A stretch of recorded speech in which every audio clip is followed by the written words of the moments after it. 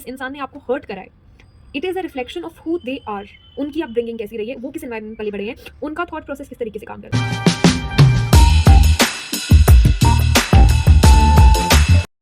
So recently I was talking this one young girl. She's like struggling with some stuff, and I asked her that have you forgiven the people who have done bad to you? And straight away she said no, I haven't. And वो चीज़ ना मेरे को बड़ा ऐसे strike करी because a lot of times we think that forgiveness is for the person जिसने हमारे साथ बुरा करा है, कि हम उन्हें माफ़ी दे के हम उनके ऊपर कोई एहसान कर रहे हैं। बट द ट्रूथ इज़ वो माफ़ी ना हमारे लिए होती है। वो इंसान जिसने हमारे साथ बुरा करा है ना, उसे किसी चीज़ की माफ़ी नहीं चाहिए होती है। हमें लगता है कि हम उसे माफ़ कर रहे हैं ना, तो हम उसके ऊपर कोई एहसान कर रहे हैं जिसने हमारे साथ बुरा करा है, या फिर उसे कुछ बेनिफिट हो जाएगा हमारी माफ़ी से। द ट्रूथ इज़ उन्हें माफ़ करना इज़ फॉर अस, हमारी वेल बीइंग के लिए। क्योंकि कुछ लोग होते हैं who do not even deserve to be staying in our minds and in our hearts and to take all that anger. कुछ लोगों को हमें तब भी माफ़ करना होता है who aren't even sorry for their mistakes और who are not even deserving of forgiveness. वो हमारी फॉरगिवनेस के लायक भी नहीं होते हैं, हमें फिर भी उन्हें माफ़ करना पड़ता है, बिकॉज़ किसी को माफ़ करना हमारी ग्रोथ के लिए, हमारी हीलिंग के लिए बहुत ज़रूरी होता है। उनका कुछ नहीं जाएगा, हम उन्हें माफ़ नहीं करेंगे।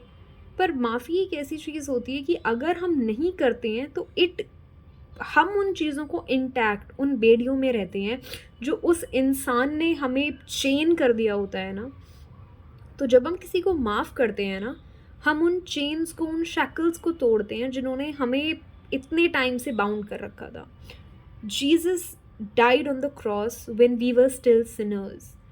हमें उस पाप की जो माफ़ी थी, हम लायक भी नहीं थे। वो गाना है ना कि बहता लहू कुछ ना कहे मेरा प्रभु।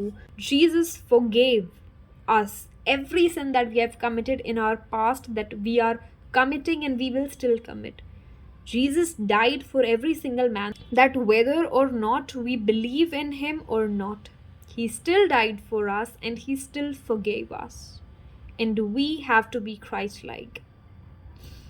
We have to forgive the people who have done bad to us. कभी कभी those people will never be sorry for their actions, और वो कभी ये blame अपने ऊपर लेंगे ही नहीं. They won't be responsible for the consequences they have made. But to forgive someone is important for your growth. Forgive them.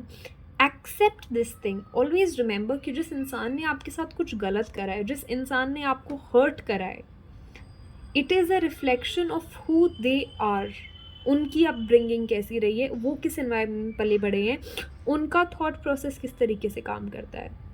जिस किसी ने आपके साथ बुरा करा है, वो ये डिफ़ाइन नहीं करता कि आप कैसे हैं, वो ये डिफ़ाइन करता है कि वो इंसान खुद कैसा था। एंड उन्हें माफ़ करना is a very important attribute of your personality, of your growth. When we forgive, we grow. Because God says, vengeance is mine. God will take the revenge for every single thing that has happened bad to you with every person that has done bad to you. You don't have to go and seek revenge from the people and do certain things. God will do that. Right now, you have to trust God and you just have to forgive the people who have done bad to you. Vengeance is Lord's.